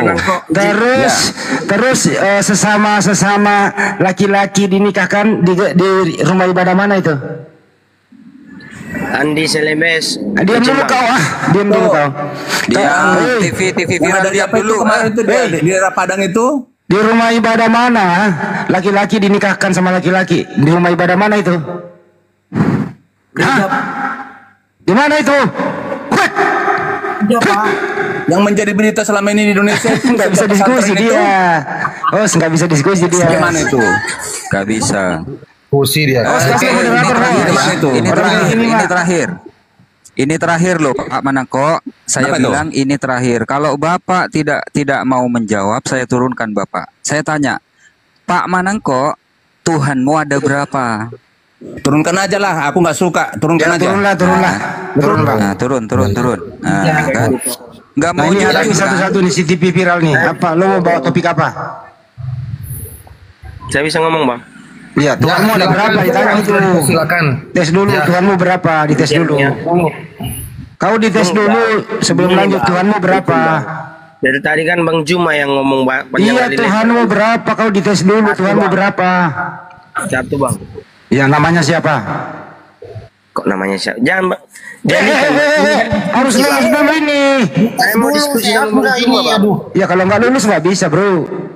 Lulus. Ya, Tuhanmu berapa? Kalau satu namanya siapa? Kok pakai nama Tuhan? Ya Tuhan. Siapa namanya Tuhanmu? Ya Tuhan. Tuhan itu bukan nama, Kucluk. Bang, gini Bang ya. Udah nggak lulus. Roh Abang ada nggak? Siapa yang mau hadapi bini nggak lulus? Roh Abang ada nggak? Siapa yang mau hadapi orang nggak lulus nih? Abang bertanya doang. Abang punya roh nggak? Kenapa dia? Ya saya hidup pada rohnya lah. Ya. Gimana sih lu? Abang sendiri nggak atau abang dua? Apa sih ini nggak ada yang blow on semua ini kok begini sih? Dijawab aja. Itulah artinya Bang. Oke, gini. Izin ya Abang punya teman-teman badan nggak? Ya. Ini kesempatannya sekali lagi, silakan. Kesempatannya silakan sekali lagi. Silakan Bang Andi dilanjut. Ya, ditanya tadi nama Tuhanmu siapa? Yesus atau Bapa gitu loh. Siapa Tuhan. nama? Ya, Bapa apa Yesus? Tuhan. Ya, siapa? Yesus atau Bapa?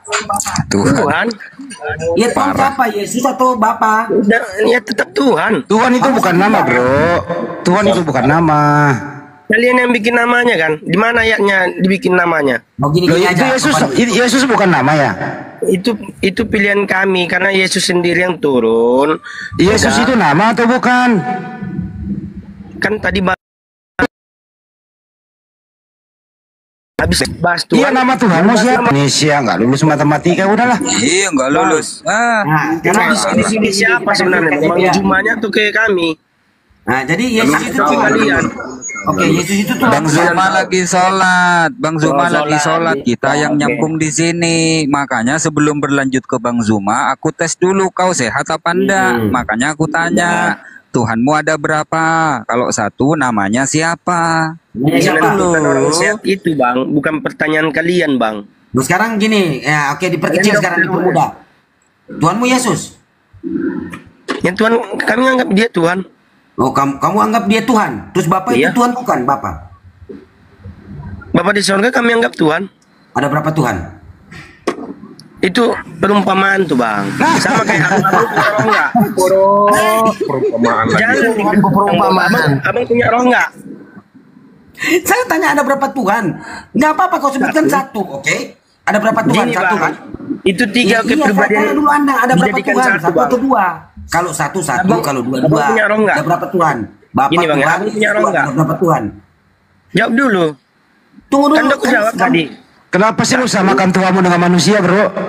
Itu perumpamaan Bang. Roh Roh itu bisa. perumpamaan. Kenapa nggak pakai perumpamaan ke Dengar, manusia? Bang. Roh abang itu nampak abang nggak? Saya bukan Tuhan. Roh abang nampak nggak? Bukan. Saya bukan Tuhan. Saya bukan Tuhan. Loh. Kamu mau menyembah saya? Nggak mau saya. Gini Bang. Abang punya roh kan?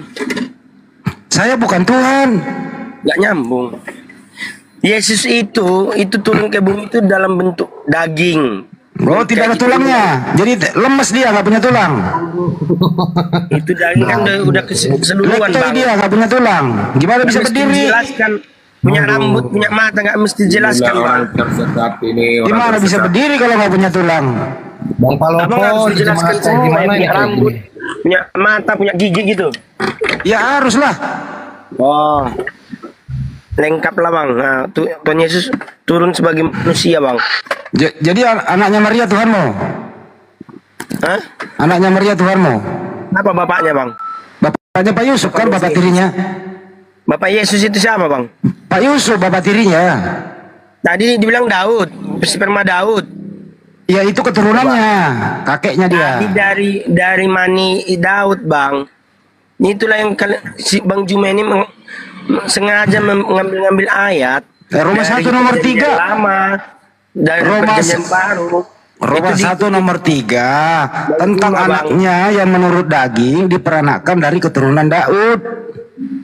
Jadi Tuhanmu itu keturunan Daud. Apa yang keturunan Daud? Ini mau diskusi sama Bang Kalau Juma. keturunan Daud itu ada turunannya kan?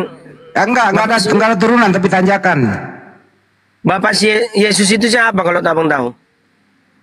Yusuf Tidak apa punya, bukan? dia tidak punya bapak kandung, nggak punya. Tulis bang di ayat Yusuf bapaknya bang. Ada bapaknya Pak Yusuf, ada menikahi mamanya. Bukan, bang.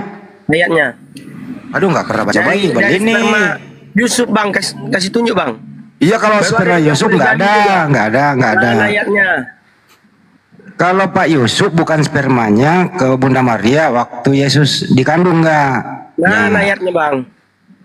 Jangan kalian ngarang-ngarang bang, kutip-kutip kata-kata. Dia denger nggak sih gue ngomongin perjanjian anak? lama, dari perjanjian baru. Tahu nggak bang? Perjanjian lama sama perjanjian baru itu udah beda generasi tuh bang. Generasi apa itu? Di perjanjian baru lah Yesus ada bang. Ya, perjanjian baru itu berapa pasal? Kok berapa pasal? Ngerti nggak bang? Di perjanjian lama tidak ada dibahas pembahasan tentang Yesus. Jadi bang Juma tadi mengutip kata-kata dari perjanjian lama itu Yesaya bang. Ya, Apa nampak. sih? Jadi Tuhanmu Tuhan baru datang di perjanjian Masalah baru. Tuhan baru bang. Pembahasan Tuhan turunnya Yesus kenapa dibahas-bahas di perjanjian lama bang? Itu nggak ada hubungannya. Di situ kan nampak. Ya iya, berarti Tuhanmu Tuhan baru. Bahasa yang tidak baik. Iya, berarti Tuhanmu Tuhan baru datang. TV rusak lah. TV rusak bukan TV viral, ini TV rusak. Lu waktu kecil lu pernah kebentur kepalanya nggak? Lama bang. Yesus belum lahir. Belum ada. Iya, berarti pembahasan Tuhanmu Yesus. Tuhan baru, Kenapa baru lahir. Bahasa perjanjian lama untuk bahas Yesus bang. Coba. Di situ kan nampak hanya membusukkan doang biar Coba aku izin Bang Andi. Coba aku izin Bang Andi. Jadi gatel Bang Andi. Wah, TV rusak. TV rusak ya. Gini. Aku yang tanya. rusak juga Tuhanmu Yesus kan? Nah, iya, jawab aja. Tuhanmu Yesus kan? Itu tuh aja bang tanyain. Lo jawab dulu. Kan dari Aku tadi udah tanya, dijawab. butuh jawaban. Iya, Yesus. Oke. Tuhannya Bunda Maria siapa?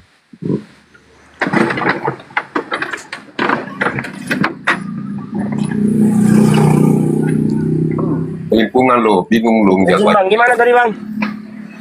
Tuhanmu kan Yesus. Ya. Tuhannya Bunda Maria siapa? Yesus juga.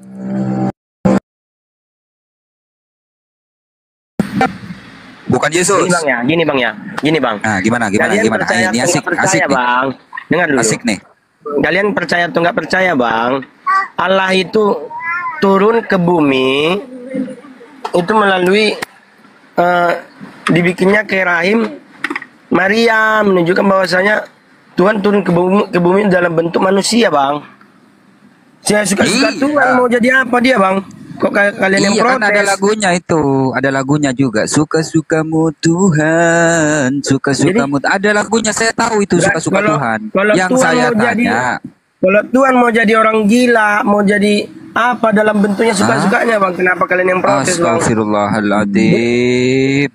Masa Tuhan dibilang jadi orang Bang, gila? mau jadi Gini, apa pertanyaanku dia simpel sukanya, loh. Bang? Hei, Mau jadi dengerin dulu. apapun deh, terserah dia. Dengerin, makanya dengerin, jangan nyerocos.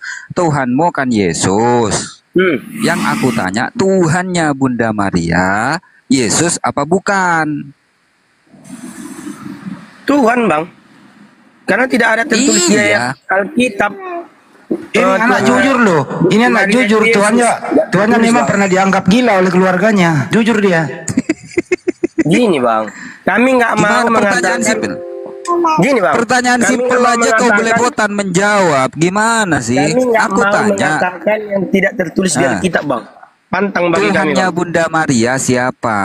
Tuhannya Bunda Maria. Tidak kami jawab itu bang. Bunda Kami Maria tak punya Tuhan. Sesuai fakta kita ngomong bang. Ada tertulis nggak? Bunda Maria tak punya Tuhan gitu maksudnya? Cek sendiri di Google bang atau Alkitab. Itu ada faktanya semua. Apa yang ada ayat di situ itulah ada di Alkitab. Ya. Rusak ini anak. Lanjut bang Andi. Kalian ngomong juga sesuai fakta aja bang. Tunjukkan bukti-buktinya. Ya, kalau rusak dibantulah diservis dibetulin lah, kasihan kan. Jangan dongeng doang bang. Tuh kan dongeng katanya. katanya. Tadi kan dongeng itu. Masuk perjanjian lama dibahasnya Masih Koslet, Bang Andi, TV koslet ini. Nggak ada gambar, nggak ada suara. Ada suara, nggak ada gambar. Kira-kira kalau menurut saya ini elko-nya yang meleduk, ini elko.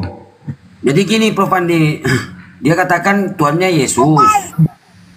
Maria dia nggak mau mengatakan Tuhannya Maria itu Yesus, kayak gitu mungkin. Nah terus kalau Yesus kan punya Tuhan, Yesus punya Tuhan kan?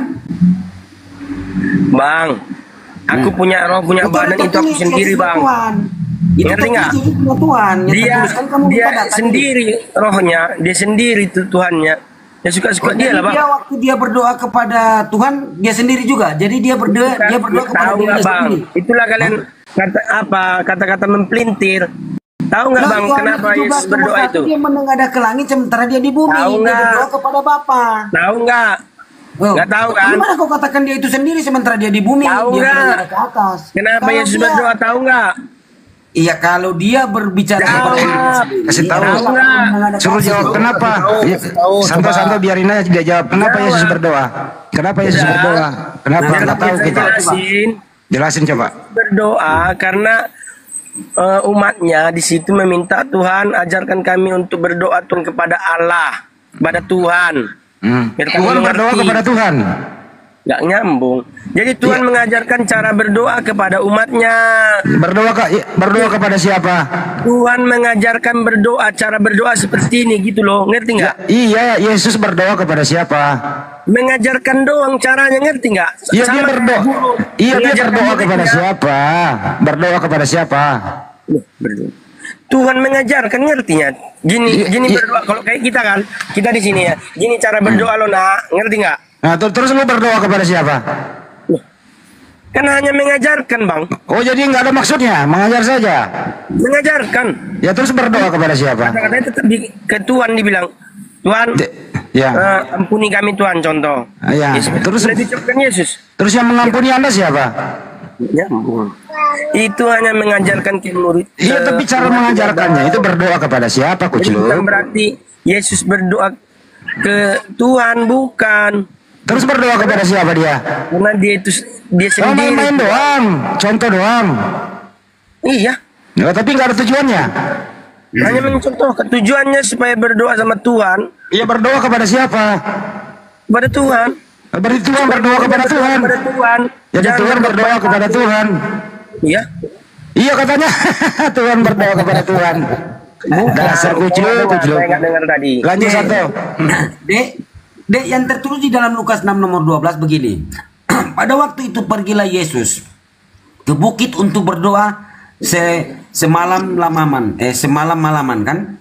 Dia berdoa kepada Allah. Nah, ini dia berdoa kepada Allah. Allah ini siapa? Tuhan.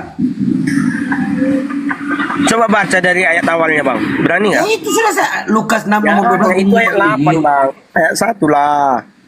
Biar tahu kisahnya.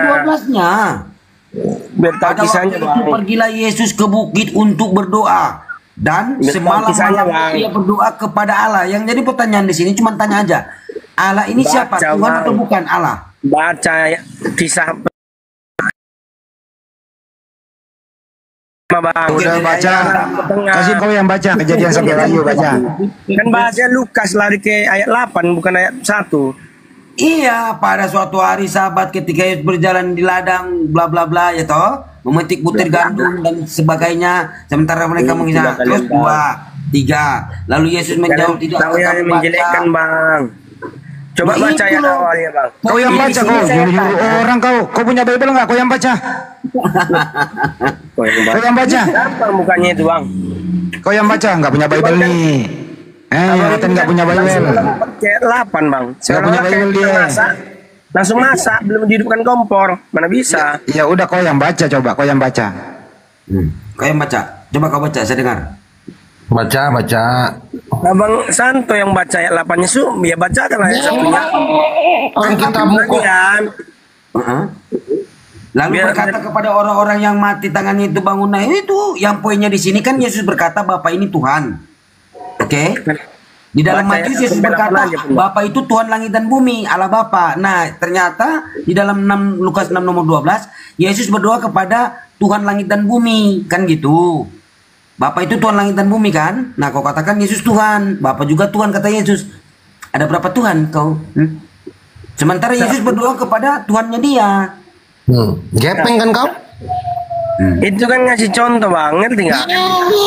Dia itu, Yesus gini bang ya. berkata Bapa Tuhan Kalian langit dan percaya bumi. atau nggak percaya itu urusan kalian. Yang penting udah dijelaskan. Oke lah, ngasih contoh. Nah, kalau kau mencontoh Yesus berdoa, kau berdoa kepada siapa? Tuhan. Tuhan siapa? Ya Tuhan. Siapa nama Tuhan itu? Siapa nama Tuhan? Kalau bagi kami yang udah turunnya Tuhan, ya Yesus. Ya, Karena jadi kau berdoa kepada Yesus. Bang, kita ngomong sesuai fakta bang. Kalau Yesus mengatakan dirinya Tuhannya, kami nilai Tuhan. Jadi kau berdoa kepada Yesus. Iya. Dia udah Terus mengatakan. Yesus, diam dulu, diam. Aku adalah Tuhan. Diam. Kau berdoa kepada Yesus. Terus Yesus berdoa kepada siapa? Ngerti nggak bang? Kasih contoh. Nggak ngerti. Dengerin dulu bang TV rusak, dengerin. Makanya ketika orang lain sedang menjelaskan, kamu dengarkan biar kau paham. Udah bang, udah dengar bang. Kalian aja nggak mau mendengarkan ketika Kristen ngomong. Ya coba kau yang ngomong dah, biarin dia ngomong. Kau ngomong dulu deh. Yang mau menjelaskan ke Ya kalian. udah kau ngomong dulu, ya udah kau ngomong sendirilah, ngomong. Udah saya jelasin. Ya sekarang giliran saya ya. Ada kalian dengar. Ya sekarang saya lagi. Boleh nggak kau dengarkan kalau saya ngomong? Ya asal gantian aja. Iya gantian ya. Waktu Yesus berdoa kepada siapa? Ngasih contoh bang, nggak ku jawab pada siapa. Ngasih contoh. Baik. Udah. Kalau kamu berdoa kepada siapa? Tuhan. Siapa Tuhan itu? Tuhan. Tuhan itu siapa namanya? Tuhan itu siapa namanya? Nggak akan bikin namanya bang. Cuman turun Allah dalam bentuk tubuh manusia, dan di saat perjalanannya Yesus mengakui dirinya itu Tuhan. Ya kita manusia, ya kami manusia sebagai percaya kepada Yesus ya kami anggap. Ya udah gantian lagi ya. Saya Karena lagi. dia mengatakannya dan tertulis di Ya udah kitab, cukup. Bang. Ya cukup. Kalau Kalpanax itu obat luar atau obat diminum? Kalpanax. Tergantung, ada pel juga, ada cairan, ada salep. Ya bisa diminum nggak itu Kalpanax? Kalau yang pel dia bisa. Oh kalau panas bisa diminum. Oke Kalau nggak pel. apa-apa. Iya ya. Kalau pel Oh pilnya kalau panas ada ya? ada. Itu obat cacing apa obat panu? Pertanyaan abang pertanyaan nggak Enggak, asik biar kita aja. nyambung lah, biar kita nyambung gitu loh. Kira-kira harga beras, udah cukup. Harga beras di pasar berapa? Lu pernah beli beras nggak? Beras lagi. Harga beras Jangan berapa? jadi- Biar nyambung aja kita. Nggak nyambung Kita itu. ngomongin harga-harga aja udah. Beras pula. Iya nggak apa-apa. Kalau bensin berapa per liter di daerahmu? Per liter berapa bensin harganya? Itulah kalian bang. Kalian hanya taunya menjelekkan ketika dijelaskan. Orang nanya kalian baik-baik kok. Orang nanya Itulah baik-baik sikap loh. kalian, bang. Kalau TV merek Samsung itu TV merek Samsung yang plate itu 24 ini berapa harganya? Kalian bang. Ini kau tahu apa sih nanya TV harga? Enggak ada yang di harga cabai coba. Harga cabai berapa per kilo di pasar? Hanya dongeng. Gimana? Nggak tahu juga Ini ya. aja, Bang. Gimana ya? Mana ayatnya kalau dibilang bumi itu dibelah oleh Muhammad? Kasih tunjuk bang. Ada itu langit bertiang ada di Ayub 10. Tunjukkan ayatnya. Langit bertiang. Saya buka di Google. Jangan Penjami juga ada. Dasar belum. Kok masih hidup sih ya? Lu kok masih hidup sih? Nggak bisa. Karena kalian tahunya dongeng.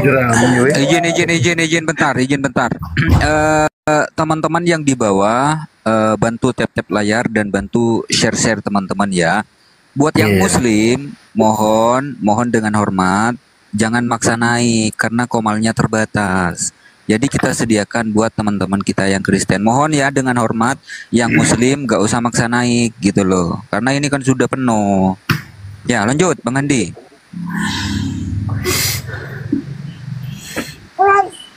Ini ngomong apa nggak mau nyambung pula, beli harga beras berapa nggak? Jika dijelaskan hanya itu bang. Loh, kan Yesus di dalam Matius kalau kalian mau ada fakta lihat di Google. Kan dia kan keluar tadi ngomong toh. Nah, Matius 11 nomor 25 kata Yesus begini, pada waktu itu berkatalah Yesus. Oke, ini Yesus yang berkata nih. Oke, aku bersyukur kepadamu Bapa Tuhan langit dan bumi. Karena semuanya itu engkau Bapa Tuhan langit dan bumi sembunyikan bagi orang-orang bijak dan orang-orang pandai. Nah, ternyata Bapa ini Tuhan langit dan bumi. Kata Yesus, Tuhannya Yesus kan itu. Matius 11 ayat 28 bang. Matius 11 nomor 25 itu. Itu. Dibuka.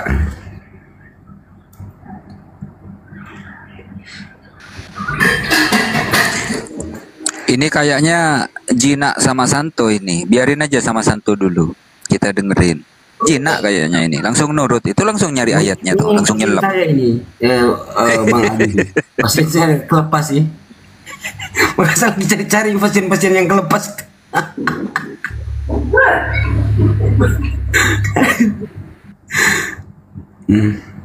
Aduh, bingung dia ini. Siapa Bapak? Itu karangan kalian karangan Bang Santo itu salah bang. Loh, bukan karangan saya, itu yang saya baca toh. Matius 11 nomor 25. Matius 11 nomor 25. Baca lagi lah coba. Saya baca ya. Ya, baca. Biar abang bedakan dengan kata-kata abang. Ya, baca. Baca. Pada waktu itu berkatalah Yesus. Ayat 5 ya bang. Iya.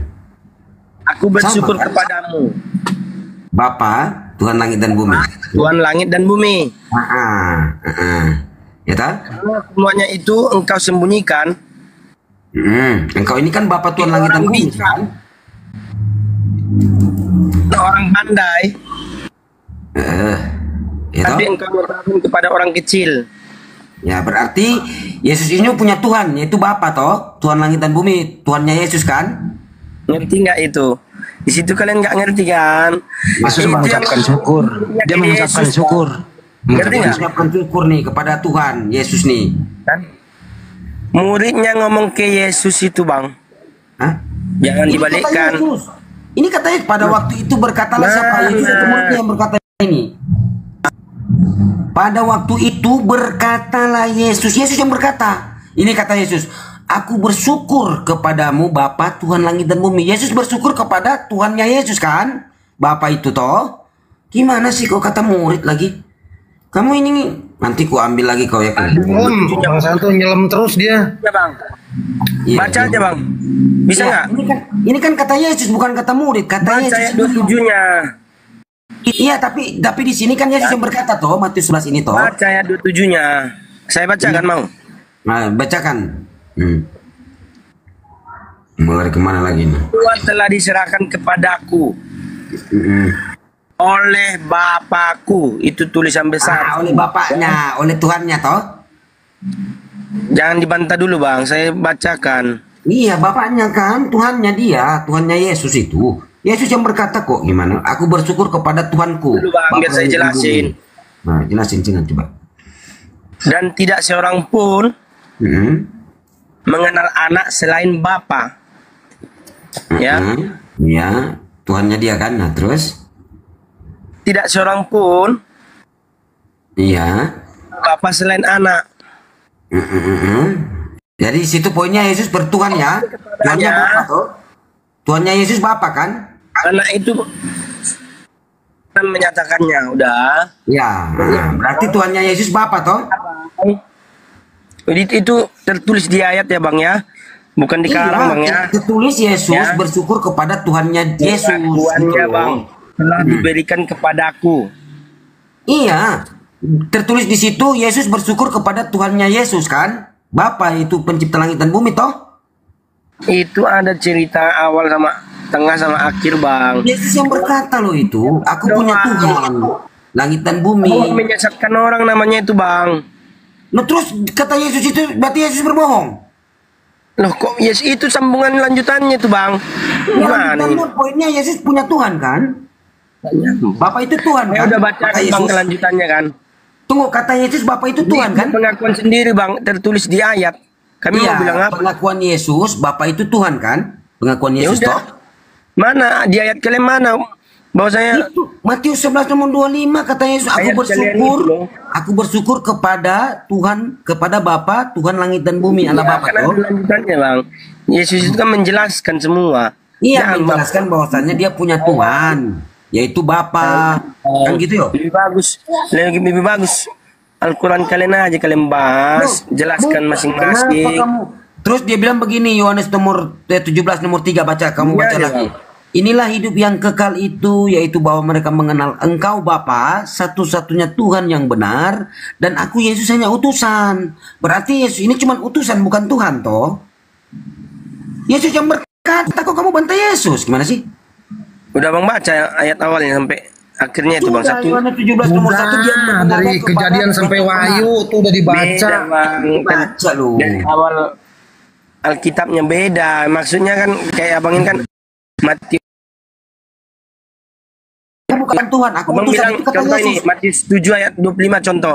Ayat 1 sampai contohnya semuanya sampai ayat 30. Abang baca nggak 1 sampai 30? Tunggu dulu, iya sudah baca. Tunggu di dalam Yohanes 17 baca kan lah. Berarti Yesus salah di situ. Bukan itu kata Yesus. Jadi Yesus bohong. Yesus berkata, cuman satu Tuhan yang benar. Aku bukan Tuhan, aku utusan. Salah situ Yesus. Dia itu dalam bentuk manusia. Jangan dalam bentuk manusia diagung-agungkan atau disembah-sembah Yesus itu. Ngerti nggak? Berarti kamu berarti Yesus bukan Tuhan toh? Dalam bentuk manusia dia pada saat itu. Iya, jangan manusia yang disembah gitu loh maksudnya. Yang pada saat dia jadi manusia di situ dia disembah. Siapa yang sembah dia? Ya umatnya lah maksudnya. Mana coba datangnya di mana? Mereka menyembah Yesus. Saya kan menjelaskan omongan abang itu.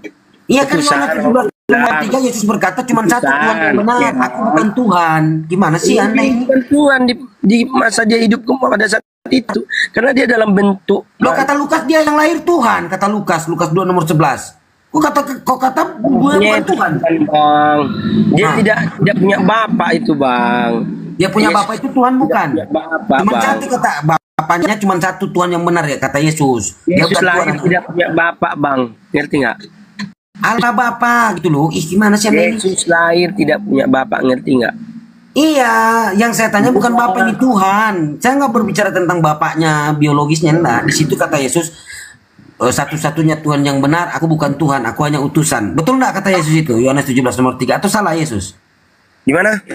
Yohanes 17 nomor 3, inilah hidup yang kekal itu, yaitu bahwa mereka mengenal hanya satu Tuhan yang benar, dan aku Yesus hanya utusan. Itu Yesus salah? Kan dia kan ngomongnya dalam bentuk manusia bang. Ya dalam memang dia manusia. Karena dia kan menjelaskan Tuhan itu satu. Kau katakan dia Tuhan. Kau katakan iya. Yang salah yang mana? Jangan disembah di saat dia posisi manusia. Ngerti nggak? Oh, jadi jangan disembah. Terus di mana dia posisi Tuhan ini? Dia kan udah nggak manusia lagi bang. Udah bang manusia. Nah, ini kan bicara waktu dia dilahirkan nih. Kamu nggak gimana sih? Ngerti nggak? Ini kan saya jelaskan bang. Saya jelaskan. Jadi ada di saat dia tidak Tuhan, ada di saat dia Tuhan gitu. Enggak kalian, ya kan? Yesus lahir itu rohnya Allah sendiri. Di dalam kandungan itu adalah roh Allah sendiri. Kata Yesus bumi tak mampu menampung Tuhan kata Yesus. Kok bagaimana? Yang ada yang Tuhan di dalamnya, yang Tuhan itu yang mananya Yesus, yang Tuhan yang mananya Yesus itu. Bukan apanya yang Tuhan di dalam Yesus? Katakan kan Yesus manusia. Yang mananya Tuhan di Yesus ini waktu dia lahir? Nah, rohnya yang ada di dalam Yesus. Iya. Oh, itu Tuhan itu yang Tuhan ya. Tapi kata Yesus kata Yesus bumi tak mampu menampung Tuhan. Bagaimana itu? Salah Yesus lagi. Salah Yesus. Apa bang? Yesus salah. Yesus mengatakan bumi tak mampu menampung Tuhan. Kau katakan Tuhan itu ada di dalam Yesus. Yesus di bumi. Berarti Tuhan ada di bumi kata Yesus. Bumi tak mampu menampung Tuhan kata Yesus. Bumi tak mampu. Wah, bumi tak mampu menampung Tuhan. Ayat berapa tuh bang? 2 Tawarik 6 nomor 18. Mana? 2 Tawarik 6 nomor 18. Bumi tak mampu menampung Tuhan. Nah, ayatnya sendiri nggak tahu kok. Itu 2 Tawarik 6 nomor 18 kan kata Yesus, janganlah kamu menyangka, Matius 5 nomor 17, janganlah kamu menyangka bahwa aku datang untuk meniadakan kitab para nabi kan? Kitab para nabi Yesus berkata di situ, jangan ditiadakan karena bumi tak mampu menampung Tuhan. Bang, gitu? Dengar ya. Udah kan abang bahas tadi Tawarik kan. Saya nggak buka. Cuman saya lihat Tawarik itu di perjanjian lama bang. Iya kata Yesus kan begini, Matius 5 nomor 17. Di situ nampak kalian bang. Iya tunggu dulu. Yesus berkata begini. Yesus kalian bahas itu Yesus nggak? Iya Yesus berkata begini di dalam kamu buka Matius 5 nomor 17. Kalian satu dulu. Satu jurus kalian ngomong cuma bang. Gimana kalian ini? Kalian ayat sebelum lahir Yesus. Iya Yesus berkata begini. Kata-kata itu bang. Makanya saya katakan di sini kata Yesus begini, saya sambung. Aduh. Nggak boleh gitu. Ya, Matius 5 nomor 17 Yesus berkata begini. Jangan dulu. Bahasa bang, nggak boleh. Yesus berkata begini, janganlah kamu menyangka. Lama saya udah ulang tadi. Janganlah kamu menyangka bahwa aku datang. Ada. Jangan. Dicak bahasa itu bang. Yesus berkata, janganlah kamu menyangka bahwa aku datang untuk meniadakan kitab para nabi. Kita para nabi berkata apa? Bumi tak mampu menampung Tuhan. Nah itu kan termasuk kata Yesus toh? Katamu bukan kata Yesus. Ya, lo kata Yesus Matius, buka Matius 5 nomor 17. Janganlah kamu menyangka bahwa aku datang untuk meniadakan kitab para nabi. Ditawarik. Itu lo, kitab para nabi kan itu kata Yesus. Tidak ada bumi tak mampu menampung Tuhan. Berarti kamu sudah meniadakan dong itu kitab para nabi. Kita pernah nabi menjelaskan apa? Kalian bahas itu ada Yesus. Manusia. Bang Santos, bahasa Indonesia dia bodoh, bahasa Indonesia nggak ngerti dia, susah. Kita para nabi menjelaskan apa Keluaran 9 nomor 14 tidak ada Tuhan seperti aku di seluruh bumi. Itu kata Yesus. Kita para nabi gimana sih ini? Yesus berkata Matius 5 nomor 17. Tidak tahu bang. Kalian itu hanya para nabi. Kita para nabi punya apa? Memburukkan Tuhan aja bukan bang. anak manusia, bilangan 23 nomor 19. Hosea 11 nomor 9. Tuhan bukan manusia. Situ, bang. Semuanya jelas. Ada buktinya. Tensi aja kamu ini. Kami ini hanya penerus saja bang. Karena Matius 5 nomor 17 kami tidak hidup di masa itu bang. Dengar, kami tidak hidup di masa itu dan kami hanya mengikuti apa yang tertulis. Oke, kata Yesus. Kata Yesus rupanya Oke, ini kata Yesus. Oke, ini kata Yesus. Kalau diungkit-ungkit diubah-ubah kalian marah kan? Ini kata Yesus, ini saya tarik kata Yesus. Yesus berkata, rupanya Tuhan tidak bisa kamu lihat. Berarti Yesus bukan Tuhan kan? Karena ada yang melihat Yesus, betul? Yesus berkata, Yohanes 5 nomor 37, rupanya Tuhan tidak bisa kamu lihat. Bang Santos sudah terjun dia pasti terjun dia. Nah, ini pasien saya.